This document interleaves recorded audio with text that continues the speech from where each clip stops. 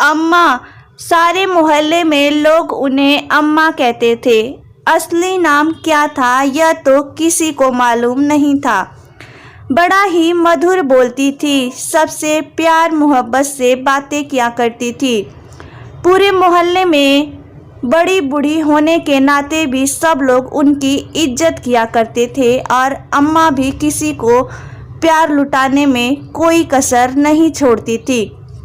जब भी आओ मिलो गले से लगा लेती थी और पीठ पर हाथ सहलाती थी तो ऐसा लगता था जैसे कोई जादू का असर हो रहा है। अम्मा के 4 बेटे थे, 2 विदेश में थे और 2 उनके पास रहते थे। सब शांति से जीवन गुजर रहा था। अम्मा भी खुश थी, उनका परिवार भी खुश था। मोहल्ले के लोग अम्मा से बेहद प्रसन्न थे। एक दिन अचानक आवाज़ आई, अम्मा खत्म हो गई। मैं घर पर ही था। आवाज़ सुनकर अम्मा के घर की ओर दौड़ा। देखा अम्मा ज़मीन पर ली जा चुकी हैं और उनकी दोनों बहुएं आपस में कुछ झगड़ा कर रही थी। मेरे कानों में आवाज़ सुनाई दी, पूरी 6 तोले की चूड़ियाँ थी, तूने कैसे ले ली? अम्मा तो मेरे पास रहती थी।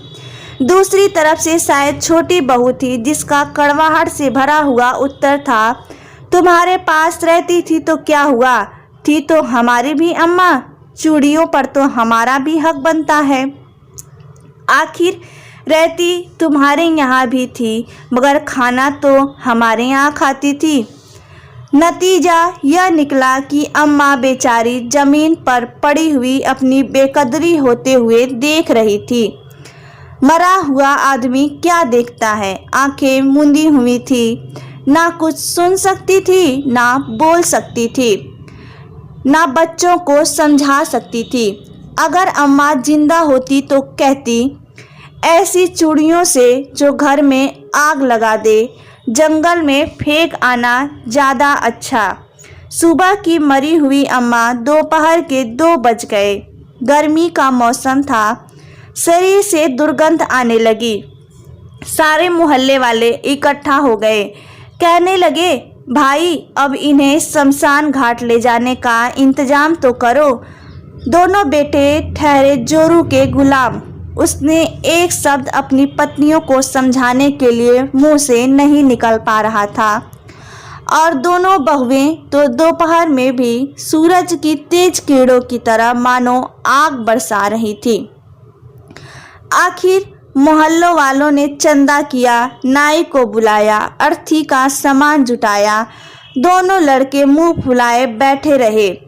बहुएं एक दूसरे को खाने जाने की दृष्टि से देख रही थी। मोहल्ले वाले अर्थी को लेकर चले तो दोनों बेटों ने भी अर्थी को कंधा दिया। दिन भर अम्मा की याद में बीता। शाम को जब सब लोग वापस आए तो सब लोग यही कह रहे थे कि अम्मा कितनी खुश मिजाज थी और उनके मरने के बाद सोने के जेवरों का घर में कितना बड़ा क्लेश चल रहा है। अगले दिन सुबह अम्मा के दोनों बेटे और दोनों बहुएं घर के आंगन में जोर जोर से रो रहे थे। मोहल्ले वाले पहुँचे तो एक बेटे ने बताया कि विदेश से अम्मा के बेटे का फ़ोन आया है। उसे जब पता चला कि चूड़ियों पर झगड़ा हो रहा है तो उसने सब घर वालों को बहुत डांटा और कहा, तुम सबको 16-16 चूड़ियाँ मैं अपने तरफ से दे दूंगा, लेकिन कम से कम अम्मा की याद तो खोटी मत करो। रोते हुए छोटी बहू ने बताया कि जब से फ़ोन आया है हम सब बहुत दुखी हैं और हमें भारी पछतावा है। छोटी बहू बोली, मैंने अम्मा की 4 चूड़ियाँ लेकर बहुत बड़ी गलती की। 4 चूड़ियों में क्या रखा था? बड़ी बहू कहने लगी, मन छोटा मत कर दीदी, 4 चूड़ियाँ और बाकी की 12 चूड़ियाँ भी तू ही रख ले। जब सबको इस संसार से जाना ही है तो क्या रखना और क्या देना। सचमुच हमारी बुद्धि भ्रष्ट हो गई थी जो हम लड़ने लगे। अम्मा की याद को भुला बैठे मोहल्ले के बुजुर्ग दीना भाई ने अपनी आंखों से निकलते हुए आंसुओं को पोंछते हुए कहा, कोई बात नहीं बच्चों, सुबह का भूला अगर शाम को घर वापस आ जाता है तो वह भूला नहीं कहलाता।